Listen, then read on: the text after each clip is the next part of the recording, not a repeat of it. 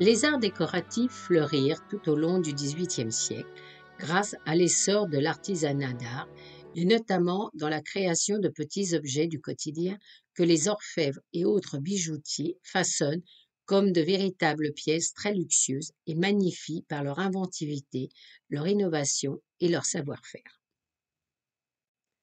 Le XVIIIe siècle débuta avec la mort de Louis XIV en 1715 et une situation dramatique économiquement pour la France. Le futur Louis XV n'étant qu'un enfant, la régence revint à son cousin le duc d'Orléans, qui rétablit les finances et surtout par son retour à Paris, relança un essor économique et favorisa tant les architectes que les artistes et les artisans d'art. Les reines de France, ainsi que les maîtresses royales, grandes mécènes, suivirent cet exemple et développèrent l'artisanat de luxe de Marie Leczinska à Marie-Antoinette, en passant par la marquise de Pompadour et la comtesse du Barry. Elles avaient forcément dans leur poche ces merveilleux petits objets que nous montre l'exposition Luxe en poche qui a lieu actuellement au musée Cognac-Gey.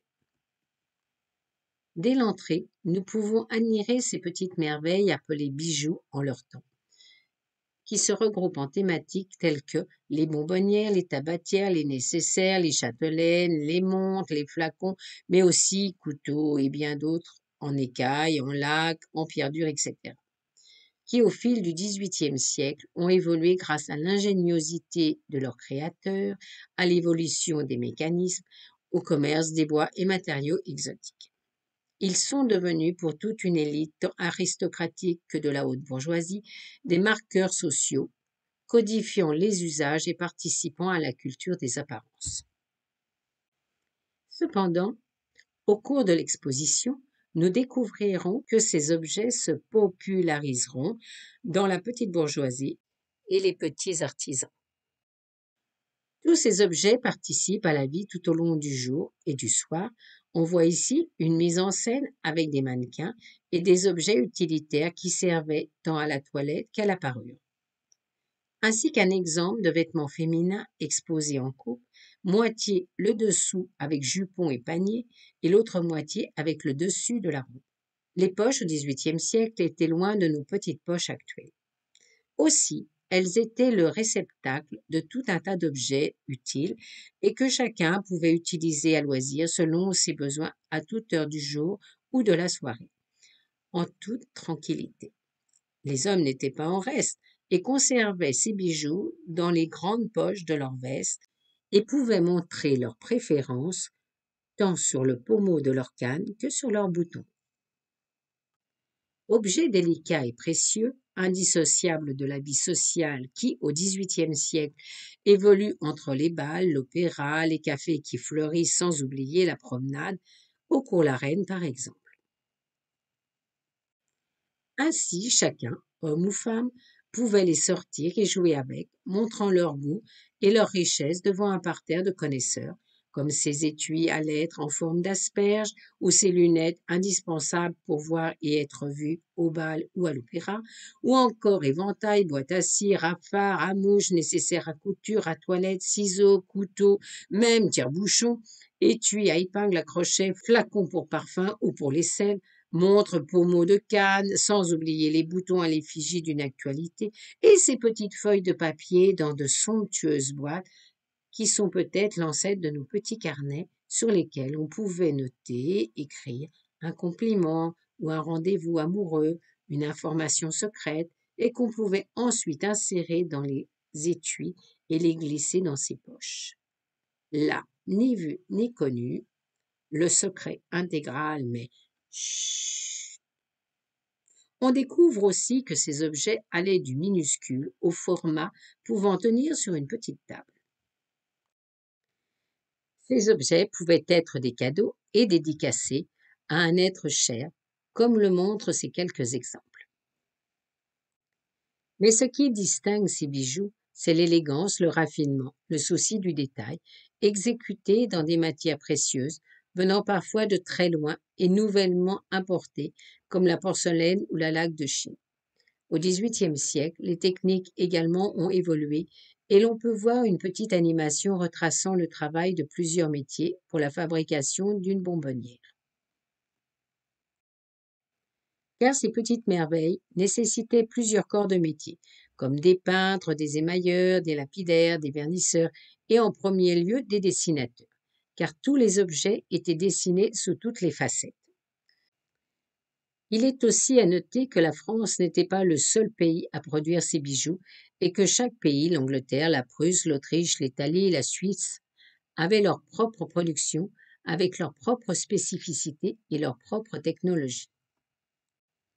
Certes, la majorité de ces objets sont somptueux,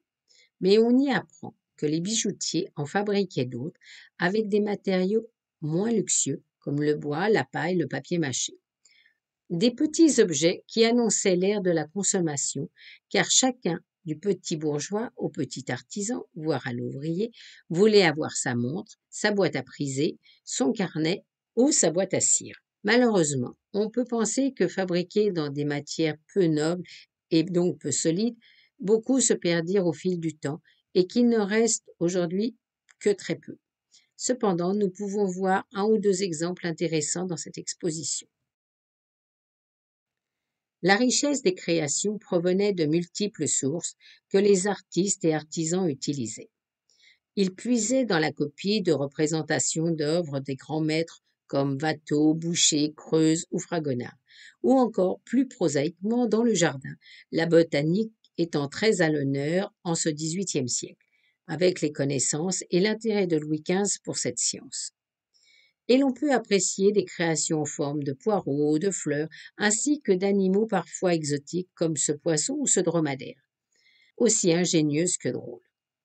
Le siècle étant profondément littéraire, des thèmes de littérature sont abordés, tout comme les grands événements, qu'ils soient royaux, techniques, scientifiques ou des voyages, et l'on voit ici un exemple avec un des premiers voyages en ballon. Il faut aussi véhiculer des actualités comme cette tabatière à l'effigie du jeune couple royal de Louis XVI et Marie-Antoinette, ou les portraits des différents rois et reines de France, que les souverains pouvaient donner en cadeau, soit amical, soit diplomatique, offrant ainsi une vision des évolutions politiques, techniques, scientifiques et l'évolution des arts décoratifs du pays porteur du cadeau. Des cadeaux, nous passons facilement dans l'art de collectionner ces petites merveilles, comme Frédéric II de Prusse, qui collectionna 300 tabatières, dont on peut voir ici un exemplaire de très grande facture d'orfèvrerie qui est d'un raffinement extrême. Le goût de la collection ne s'arrêta pas à ce siècle élégant et raffiné, mais se poursuivit au début du XXe siècle avec les collectionneurs Ernest Cognac et Marie-Louise Jay, qui réunirent plus de 200 de ces petits joyaux, ou comme dans les années 1960, les collectionneurs Gilbert qui en réunirent 220 et que l'on peut voir aujourd'hui au Victoria and Albert Museum. Et on peut espérer que l'attrait de ces petits objets occasionnera l'intérêt de futurs collectionneurs amoureux d'élégance et de raffinement, notamment pour le XVIIIe siècle. L'exposition se termine par l'exotisme, avec ce qu'on appelait les chinoiseries, très en vogue au siècle des Lumières, et notamment depuis l'arrivée de l'ambassadeur de Siam à Versailles sous le règne de Louis XIV. Une mode qui naquit par l'apport des matériaux nouveaux et luxueux, comme la laque et surtout la porcelaine, dont le procédé fut découvert par les chimistes occidentaux au XVIIIe siècle.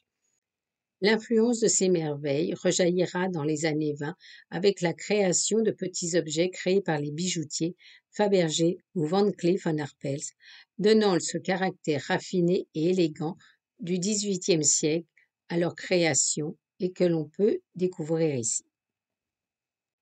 Le XVIIIe siècle fut un siècle important, certes, à plusieurs faces, mais ne négligeons pas celle de ce goût harmonieux, de cet élan artistique, créatif, né de la curiosité de la nouveauté